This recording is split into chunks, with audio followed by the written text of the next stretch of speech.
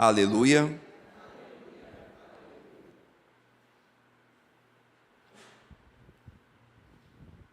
O Senhor esteja convosco. Proclamação do Evangelho de Jesus Cristo segundo Mateus.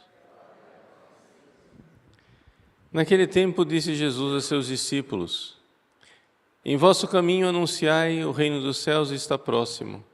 Curai os doentes, ressuscitai os mortos, purificai os leprosos, expulsai os demônios. De graça recebestes, de graça deveis dar.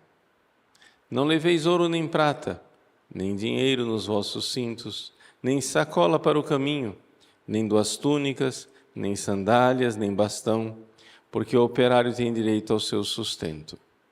Em qualquer cidade ou povoado onde entrardes, informai-vos para saber quem ali seja digno. Hospedai-vos com ele até a vossa partida. Ao entrardes numa casa, saudai-a. Se a casa for digna, desça sobre ela a vossa paz. Se ela não for digna, volte para vós a vossa paz. Se alguém não vos receber, nem escutar a vossa palavra, saí daquela casa ou daquela cidade e sacudi a poeira dos vossos pés. Em verdade eu vos digo, as cidades de Sodoma e Gomorra serão tratadas com menos dureza do que aquela cidade no dia do juízo. Palavra da salvação.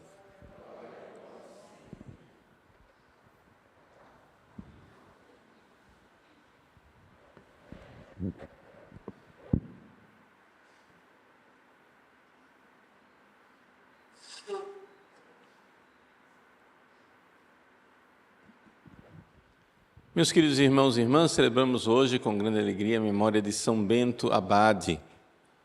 São Bento pode ser realmente chamado de pai do Ocidente. Ele, sendo somente um leigo,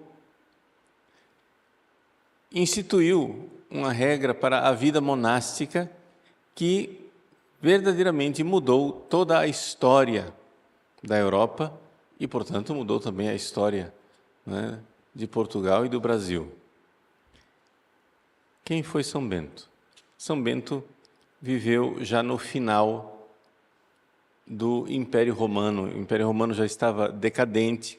O cristianismo estava crescendo, já não havia o martírio, os cristãos já não eram perseguidos e martirizados, mas de lá do Oriente, do Egito, sobretudo, vinha a notícia de que pessoas, homens generosos, queriam se entregar a Deus e se entregar completamente, como se fossem mártires, para viver para Jesus, rejeitar o mundo e fugiam para o deserto.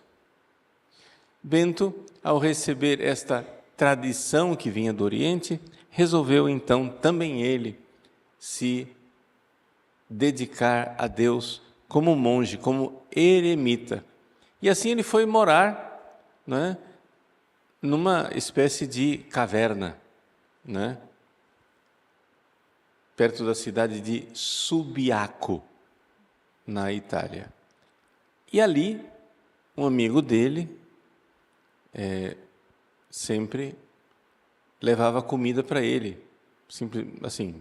Fala comida, mas no fundo ele levava somente pão, Levava um cestinho com pães, descia naquele cesto o pão, e muitas vezes esse amigo, quando puxava o cesto de volta, ele ainda tinha os pães intactos, porque Bento tinha jejuado.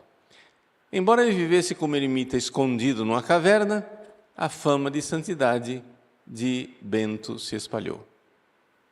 E ele, então, começou a ser importunado por homens que diziam que seja nosso líder, nos dê uma regra de vida.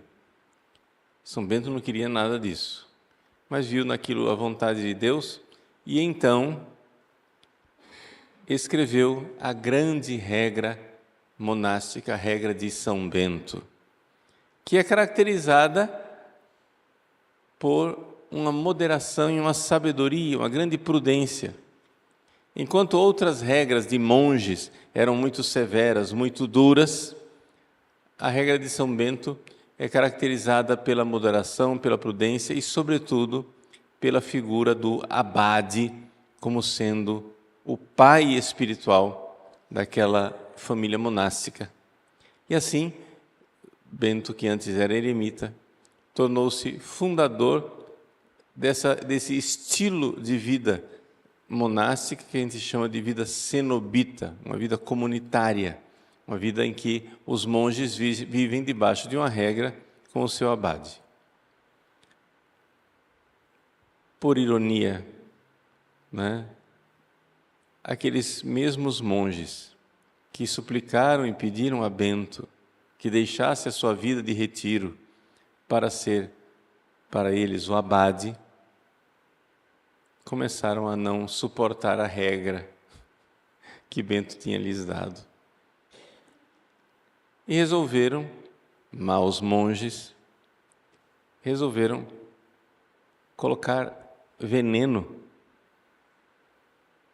na bebida de Bento para que ele morresse. Vamos nos livrar desse abade miserável que está exigindo de nós conversão e está exigindo de nós mudança de vida. Vejam que coisa irônica.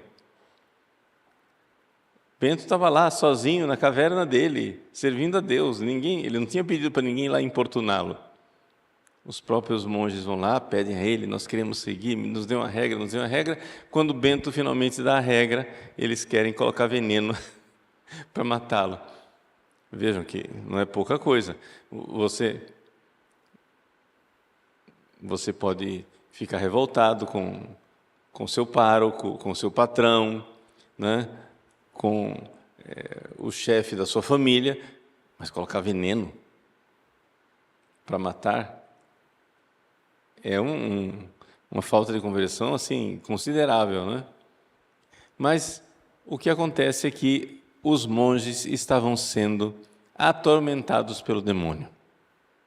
E era exatamente essa a realidade em que São Bento, antes de beber o cálice com a bebida que lhe era oferecida, traçou o sinal da cruz. Leigo, hein? Leigo.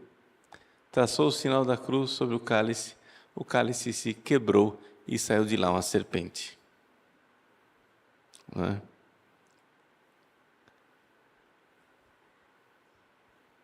E assim, a vida daqueles que se dedicam a Deus é uma vida de luta espiritual.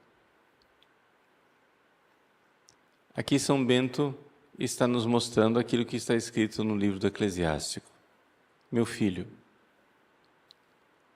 queres se dedicar a Deus? Prepara-te para a provação. Não pensemos, não nos iludamos que quando nós fazemos nossa decisão por seguir a Deus, nós vamos estar bonzinhos, tranquilos e serenos. Tem gente que tem essa ilusão, né? A pessoa estava na vida de pecado, na vida miserável, e diz, eu vou me converter, vou para Deus porque aí minha vida vai ficar boa. E de fato a vida fica boa, no sentido profundo da palavra. Uma vida que está indo para o céu, uma vida que deixou a maldade e abraçou a bondade. Mas não nos iludamos. O inferno odeia essas decisões. Então, prepara-te para a aprovação. São Bento é conhecido, né, exatamente por essa sua luta espiritual, numa luta que salvou muitos. Através da sua regra, literalmente milhares de mosteiros, espalhados por toda a Europa e depois pelo mundo, foram um caminho de salvação para os monges e para toda a população que estava ao redor. Os mosteiros beneditinos foram como que uma rocha firme no meio da Europa atormentada pelos bárbaros, pela má evangelização, os mosteiros foram a rocha firme que foi conduzir as pessoas para o Evangelho, para a conversão, para a vida com Deus, nessa luta, nessa batalha espiritual. Muitos gostam de carregar a medalha de São Bento, uma medalha que contém exatamente um exorcismo. Ela ficou muito famosa porque, como sacramental, é um sacramental bastante eficaz na luta contra os tormentos e as insídias do demônio. Não é? Nessa medalha está escrita, não é? Crux Sancti Patris Benedicti. É a cruz do Santo Pai Bento. Não é? E ali contém um exorcismo, né? Que muitos gostam de recitar. Vade retro Satana, non consuade mi vana. Afasta-te, Satanás. Né? Não me seduzas com as coisas vãs. Sunt mala coelibas. São más as coisas que tu desejas, mas que apetece ao demônio. Né? Ipse venena bibas. Bebe tu mesmo os teus venenos. É uma prece eficaz, que com a bênção do padre, a medalha exorcizada e abençoada pelo sacerdote, né, ela carrega esse sacramental, essa bênção da igreja e, claro, a intercessão de São Bento, que lutou tanto e lutou contra os demônios. Vamos então pedir a Deus, nosso Senhor, que, entrando no serviço de Deus, estejamos prontos para essa luta. Principalmente nós que somos crismados. O sacramento da crisma é exatamente para isso, para essa luta espiritual, para que a gente possa dar testemunho público de nossa fé e nosso amor por Deus.